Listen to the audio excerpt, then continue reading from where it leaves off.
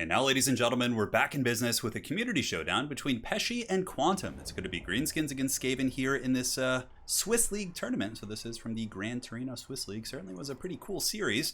So let's go ahead and take a look at the Greenskin army. So front line's going to be Orc Boys. Looks like a relatively defensive Greenskin build, which is somewhat risky. If the Skaven do come in with like Poison Wind Mortars and pretty heavy ranged assets and force you to come forward with a build like this, it can be pretty punishing. But in this case, it looks like the Skaven are the ones putting the pedal to the metal, as they have an aggressive rush build of sorts. Clan Rats with Plague Monks. It looks like triple Plague Monk with Sensor Bear, a WARPFIRE Thrower. This man certainly knows how to live, so this should be quite a bit of fun. We got Azag up in the sky, a nice flanking force of Squig Hoppers, and of course most of the Skaven army is going to be infantry with Chaff. So having a nice little piece like this can bring them down. We got Forest Goblin Spider Riders, front line of Orc Boys, and here in the back a nice kind of a group of Night Goblin Archers mixed with Orc Arrow Boys, I think. No, it looks like it's all Night Goblin Archer, so they're all going to have poison, which is certainly very nice. But that gives you good tools against Molder Monsters, Hellpit Abominations, Ogres, Brood Horrors, things like that. We do also have the Swamp Things. Oh, this guy knows how to live too. The Swamp Things are very fun. And one of the reasons why you see them and you never see River Trolls is because they themselves cause terror, which means they are immune to terror. So basically you get trolls that are immune to psychology and have a little bit more staying power than the average troll. Pretty cool unit for sure. I've seen them used in like weird matchups like against Undead and things like that. Double Goblin Big Boss, and again another team of mobility here consisting of Squig Hoppers and Spider Riders. Pretty cool army for sure. And the Skaven, like I said, Clan Rat front line. So this is like very much you almost never see Plague Monks in competitive play, which is a shame. They're a really cool unit. Triple Plague Monk here, Warpfire Throwers. A single Jezzail is nice. If you don't have something to like shoot, an Azag type character just cackling and flying over your head, it's going to be very annoying. He's got Clan Rat Spears, and yeah, the Warpfire Thrower is the one thing I'm going to be watching like this entire game. I love seeing those. Now, the Plague Pack is going to be taking some shots from the Goblin Rocklobber here, and it looks like your boy Azag thought about dropping a Spirit Leech on Lord Stinky here. I think it was going to be, yeah, there it is, Spirit Leech coming down on Skrulk, and they'll be taking some work. Also, the frontline charge is going to be coming in from the Greenskins, as the Squig Hoppers do envelop these poor Skaven slaves, which are going to be getting massacred pretty badly by the Squig Hoppers. We'll see if the Skaven slaves can get any kills back. Squig Hoppers have god-awful melee defense at 18, though, so you really don't want to leave them in alone, unsupported for too long. However, I guess the Skaven slaves probably got equivocal value in terms of, like, actual gold traded there, which is pretty funny, but, Squig Hoppers are pulling back at this point, and on the far side, it looks like some Skaven slaves are being sent out there to sacrifice themselves to the Horned Rat on the altar of those Squig Hoppers. We'll see how that pays off, and now the Skaven are going to be pushing in. Jezzails were able to get some okay damage against Azag, and honestly, you could probably just put the Jezzails on Azag the entire game and just be, comfortable about it. If your opponent wants to spend all of that micro juking nonstop, they're going to miss things in the rest of the game, right, with their infantry and their cavalry and things like that. So probably wouldn't be a terrible idea. So the Skaven, I think, just waiting for their Plague Pack and other units to come up. Here, of course, the same thing happens. Skaven slaves on the flank were massacred before the Clan Rats could get in position, and the Hellpit could arrive as well.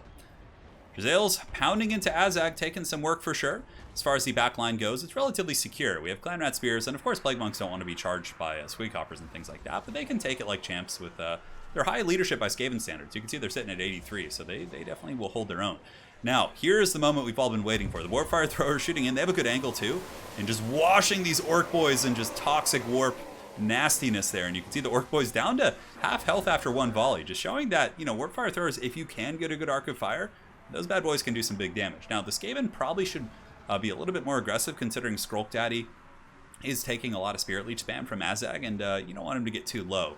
So probably sending the Plague Monks in to fight Orc Boys would be very cost effective, and leaving the Clan Rats back to defend the Jezzails and Warpfire Throwers would be the play. In this case, Hellpit Abomination is grinding against just Swamp Things here, and honestly, this is going to be a bad engagement for the Trolls if they stay. Sensor Bears have a Contaminate effect against the already bad leadership of Trolls. Hellpit Abomination is able to crump them, and the Skaven getting a really, really good trade here in the flanks, as the Blight Scabs Plague Pack are able to push back to Swamp Things, and Jezzail's actually shooting into Night Goblin Archers right now, which is interesting. Warpfire Throwers, do they have line of sight? You see, this is the thing. They get so obstructed. It's so frustrating. I guess shooting them into the Night Goblins might be a little bit better. It's hard to say, but, honestly, the Greenskin front line really is buckling and running. And here we have the Plague Monks engaging against the AP Gloonies. Talk about the Battle of Fanatics. I think the AP Gloonies are a little bit more fanatical, as they're probably clinically insane, but they're going to be holding and fighting as the Plague Monks do a ton of DPS to them. Now, back up in the overall view, you can see the Warpfire Throwers doing so much work. Holy shit, man. They're just roasting all this stuff. Those poor Goblin Archers, if those Warpfire Throwers keep doing it like this and just moving through these units one at a time, that could be absolutely disastrous here for the forces of the Green Tide. Now back in combat though, Greenskins able to get a good riposte here. As you can see, the Blight Scab's Plague Pack is swarmed by the Trolls and the Double Goblin Big Boss, and also Archer Fire from a combined core of triple Night Goblin Archer. That's an expensive loss for Skaven. Blight Scab's play pack are not cheap. Those units do cost over 1,000 gold. So value going both ways here on this battlefield. And now this could actually be the straw that maybe breaks the Skaven's back. The Warpfire Throwers being attacked by Squig Hoppers and also the Warplock Jezzails being compromised. A lot of the Skaven troops a little bit out of position. Definitely want to pile in and try and save those because clearly those have been the breadwinners, or more so the Warpfire Throwers have. Quite curious to see the value. Also, you can see Azag. I don't think he's really landed yet this game. He's just been dropping the juicy Spirit Leeches on Skrulk, who I would imagine has responded with Libra one-shoticus. And here it is. The Libra is active, and yeah, both Lords are going to be very, very tattered here in this game. Should be quite interesting to see. Now in the back line, Skaven Plague Monks are pushing up. We do have the Clan Rat Spear still in support, but the weapons teams are more or less offline. It looks like the Hellpit Abomination did die to that arrow fire as well, and the big boss was able to chase down the Skaven Assassin. So a lot of losses there for the Skaven. Certainly a very strong start, but you know, getting your weapon teams compromised and also having the Hellpit in an isolated kind of area back here, I think you have to use it a little bit more defensively against this many archers, and that's also why you almost always see mortars, because the Goblin and Orc Airboys can really kill your Molder monsters if you don't have something to push back. Sometimes you even see, you know, a Wild Plague Claw Catapult here and there, which is quite cool. So Skrulk Daddy going to be moving in. Looks like getting Spirit Leeched once again. Skaven still do have some infantry quality. You can see a couple natural Plague Monks plus a summon one here, and also Clan Rats in the back. And look at this, all right. We got a Rumble on our hands. We got the Warpfire Thrower and Jezzails back. Jezzails could put some serious hurt on Azag, who's on death's bed also, mind you. The combined focus fire of the Jezzails and the Skrulk Spirit Leeches, or Skrulk Libers this game, have been able to put him very, very low. So here comes the Warpfire Throwers once again. If they were to start shooting into those Trolls, that would be huge value. Trolls leadership will instantly tank. You can see down to 30 from 50s, and that was only a tickling of the pickle. The Warpfire Throwers weren't partially obstructed, it would appear, and didn't really get a full volley there. So here the Goblin Big Boss actually dying in combat to Clan Rats. We got Spider Riders coming around the flanks, a group of Clan Rat Spears rushing to intercept the Trolls. We'll see if the Warpfire Throwers are able to get them before they get into combat. And it looks like the Swamp Fangs do get in there and probably will terror out many of these Skaven here. I would imagine that the Warpfire Throwers probably will break here. Skrulk definitely needs to drop a Rod of Corruption. Very well played. He was right on point with that. Drop the Rod of Corruption right as the Cavalry come in, and the Warpfire Throwers are going to get broken right there. Now in the distance, we do have Azag the Slaughterer flying about, being very cautious, which is smart. And the thing is, even if the Greenskins were to like lose this deep engagement here, they still have all these archers to fall back on, plus the Goblin Rock Lobbers. So there's so many things going for the forces of the Greenskins now, who appear to be in a pretty commanding position. Also very smart play by the Greenskin Master here, leaving Azag deep, because if he were to overextend, you never know if Skrulk used one or two. I didn't see one earlier. Maybe you guys did, but I think that was the only Libra I saw. So there could be one more when, you know, obviously Greenskins really do not want to lose their Lord, and Skrulk, for example, could pick off this Goblin Big Boss here. Skrulk is pretty damn good in combat against light armor. He's got high melee attack and really good weapon strength, and also Discourage and magic effect, which can be nice, and he doesn't mess about, man. He's a happy little Skaven. So here, Orc Boys now grinding it out with some of the dudes. Warpfire Throwers might come back online. Again, I bet you their value is close to 1,000, which is very worth it, considering the Warpfire Throwers cost 500, 550, so they've paid for themselves twice over, which is pretty cool. I would love to see more Warpfire Throwers in the meta. I think if Creative Assembly ever went about fixing like Arc of Fire on Iron Drakes and Warpfire Throwers to allow them to like, oh, and Azag's down! He's down for the count, holy shit! Oh, no way. It's gonna be a Skaven comeback. I haven't watched this replay yet.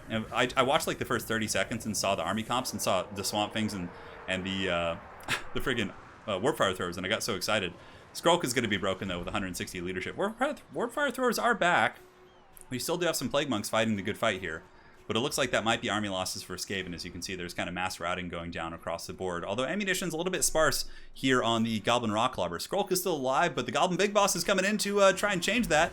And Skrulk is going to be shattering, and that is going to be GG. Well played to these players. That was a really fun match to watch, you guys. You both played a great game. I think maybe, you know, just a little bit more conservative play with the Hellpit Abomination and keeping your Sensor Bears, pulling them back after their first victory so they didn't overextend, and archers could have been good here. And as far as the Greenskins, it went well. Obviously, they won the game, and it was quite a bit of fun. Now, a build like this might struggle against Poison Wind Mortars, but even still, you do have tools to pressure. You have Squig Hoppers, Spider Riders. You have things that can go in there and try and harass them. And also, you can overcast Spirit Leech on Azag to snipe the Mortars. So there's a couple ways to go about it. But it was a really fun game. Very well played to Pesci and Quantum. And yeah, I got some other games from their series I'll be casting. So hopefully you guys enjoyed this one. And my friends, we'll be back soon. 1,000 gold value there. Sensor Bears, not so good. Yeah, they didn't quite pay for themselves. But the Plague Monks did okay. You know, not bad across the board on those little rat boys. And Skrulk, of course, pretty much always gets his value by casting Lieber. Just about. A little bit under, but you know, he tried. All right, guys. GG. Hopefully you enjoyed that one. And we'll see you guys on the other side. Take care. All right, ladies and gentlemen, and now we're back in business with a community showdown between Pesci, who shall be leading the last defenders, facing off against Quantum and his dreaded High Elves. So it should be quite a bit of fun. Always cool to see these sub-factions in action, and there are a couple circumstances in which it can be a bit of a a mind twist, essentially, right? So, for example, your opponent picks a sub-faction, you're like, all right, they're going to be picking, the legendary lord that's associated. They're clearly picking the sub-faction just for that lord. But then they come in with, like, a generic lord, like a Saurus Oldblood instead of Krokar. Granted, that this isn't the best example because the Saurus Oldblood, functionally speaking, is very similar to Krokar. They are more or less identical with the exception of the Hand of the Gods, as well as the Amulet of Itzel being traded out here and there. And Krokar, I believe, having a little bit better combat stat line. But yeah, I'm trying to think of a faction that you could really catch someone off guard. Like a faction that essentially generic lords are actually very commonly picked, more so than the legendary lords. Yeah, I think back in the day there was more, but I'd have to think about that one. Perhaps a subject for a podcast. Who knows? So for the lizards, Frontlinosaurus warriors, skink cohorts on the flanks to be annoying and pressure in, and the skinks will probably team up with the Croxagorosaurus, can really hang on their own, but skinks, can take a beating. That 6,000 HP can be damage that the Croxagors aren't taking, really allowing their damage to shine. Cold One Spear Riders on either side. Old Blood Windblast is one of the better abilities against High Elves. Sisters of Avalorn, Archers, Spearmen, Phoenix Guard. It's good against all of them, especially if you overcast that bad boy. We got the Power Fist Croxagors, a little bit of a skink skirmish corps, chameleons and skink skirmishers, and that is it for the last defenders. For the High Elves here, it's going to be Reaver Cav. Frontline's going to be a combination of Rangers and Silver and Guard. Silver and Guard will be quite durable against Saurus with their armor and their high melee defense. However, Croxagors can certainly put some hurt on them.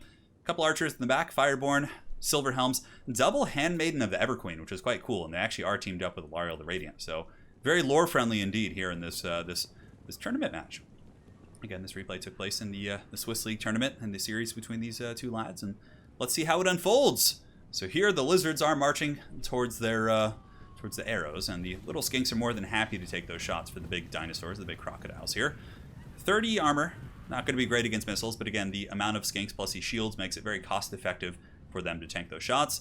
And here in the back, you can see the Walmart Krokar, the Saurus Oldblood, who actually, in the history of competitive lizards, has been a go-to pick because of the Amulet of Itzel. Sometimes Krokar obviously is better because of his Hand of the Gods, but oftentimes a lot of, I would say, high-level lizard players would probably agree that the Saurus Oldblood may be better, simply because of the Amulet really saving him from bad fights, and also he does have that horn, which gives a really good AoE buff. Krokar is a little bit more of an independent duelist and an assassin type, and fills a similar role, of course, but is a little bit more focused on his own business here. So Croxagor is going to be paddling in here.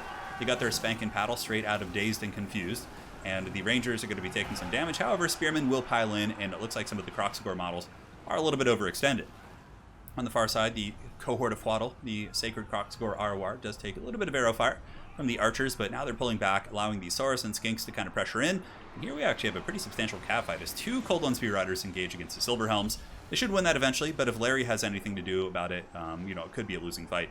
Handmaidens of the Everqueen are currently firing. It looks like they have been shooting at the Croxagors this entire time, and the Fireborn are sitting in reserve, probably waiting for them to break through so they can kind of lance them down, but no, it looks like the Fireborn are going to be moving in, and we'll be getting hit with some magic. No, it looks like the magic was indeed kind of canceled there.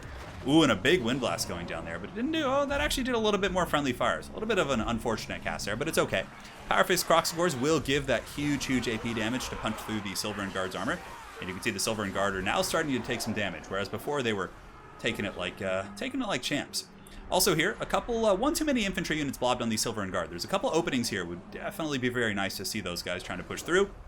And the Fireborn here did charge into the Cold One Spear Riders, trying to relieve that position, and we're able to get some good damage here onto these guys, and so far, so good. Balance power is pretty even at this point. I would say nobody's really in a commanding victory. The Handmaiden of the Everqueen being kited out by the skirmishers there. Certainly not what she wants. And I would imagine the Heavens Caster, since he's running in this general direction, is going to be buttering up for a fat wind blast. Really nice cast right there. Tears through those archers, and he's such a small target. Shooting him with such fire isn't going to be super cost effective. And the Fireborn are fighting the Croxagors and doing a great job. You can see the Croxagors are really getting melted here, but now the Lizards might be able to envelop. Cold One Spear Riders, supported by the Saurus Oldblood and the Horn of Kygor, I think that's what it's called, is going to be pretty efficient against these overextended Fireborn, who are very much unsupported in enemy territory. Granted, not completely unsupported. Earthbloods and Larry is here, and Larry is going to be able to use Star of Avalorn potentially, which I'm sure she will, because that Saurus Oldblood will do some serious damage. Now, one thing that the High Elves do have going, of course, is the fact that their Bolt Thrower is still online, and it's been shooting at this Saurus Oldblood for since the dawn of time. You can see it's trying to send him back to the Stone Age here. Well, I guess whatever age he's from. not Age of Sigmar. There's a Wind Blast right there. That was a really good Wind Blast. Yeah, really wrecked those archers pretty good. And Reaver Cab are now being used to chase down these skirmishers here, which, man, did so much damage to that Handmaid. That's really painful. But, you know, Reavers are quite good at chasing down skinks, so he should be able to get some good value there. And it's looking like the High Elves do have a relatively secure back line, but the Wind Blasts and the Perpetual Disruption and the Fireborn getting Shrek'd here could be the turning of the tide. It's a little bit hard to say. Larry, of course, is getting in combat here with the Saurus, and the Silver and Guard are really serving as a good anvil upon which the Hammer of Larry shall strike, although her damage output isn't insane. Only 300 weapon strength. Pretty good melee attack, actually, but man, those Fireborn are able to just break everything. The only thing left still fighting the Fireborn is the Saurus Oldblood, who is pretty much standing only because of that Coldblood. He's at 12 leadership. Without Coldblood, he would be negative, he would be breaking. Fireborn definitely probably want to attack him, and there's the Harmonic Convergence, keeping those guys afloat. The Powerface Kroxigors, though, are doing some big work, man. They've actually beaten down multiple units of Silver and Guard, and now should be penetrating into the back line. And man, I can't believe this freaking guy is going. Okay, there it is. The Horn of Kygort, melee attack, stand your ground, so his stats are insane. 101 and 92, 519. No wonder the Fireborn can't kill him right now. This Saurus Oldblood play, in many ways, is like the deciding factor here. If those Fireborn had killed him, I think the High Elves could have been in a comfortable position. Not a winning one, per se, but a much more comfortable one. But now that he's alive, and probably could come back here and cause some serious disruption, or even go after Larry and do some good work, that could be a big problem. And at that point, the High Elf player, you know, after not having killed Krokar, probably realized the game was over. The Croc scores were piling in, and I don't think there was too much he could do with the remaining Lizard forces. However, I think the game could have gone a little bit longer. I think the High Elf player maybe could have pulled something back. It was very unlikely considering the amount of, you know, just lizards that were swarming everywhere. There were Saurus, there were skinks. You know, the Saurus Oldblood was about to go, probably shut down the archers and the bolt thrower. But even still, let's take a look at the value. Only 500 on that guy, man. Pretty low value on those Croxies. It's hard to say, like, nothing on the Lizard army really shined in terms of damage overall. Maybe the little skinks probably proportionally did well. Yeah, I guess the Coldwind Riders didn't do bad. And Larry and the Handmaids. Handmaids are an interesting thing. Like, I want them to be good, but every time I use them, I'm just disappointed. Granted, I'm just always disappointed because I suck at High Elves, probably. Archers here did okay, and the Reavers, you know, more or less earned their value back, and the Fireborn didn't do bad. It was a close game, and I really think, could the High Elves have come back there at the end? Very unlikely. Not with those Kroxigors sweeping. They had almost nothing left. Fireborn, mobility was gone, Spearmen were all dead, infantry were dead. It would have just been Larry. Although, that Handmaiden of the Everqueen, you know what might have happened to her? She might have gotten, like, chased off the battlefield or, like, terror routed off the edge and died early or something. But, yeah, well played. Hopefully you guys enjoyed that one, and, yeah, we'll see you on the other side. Take care.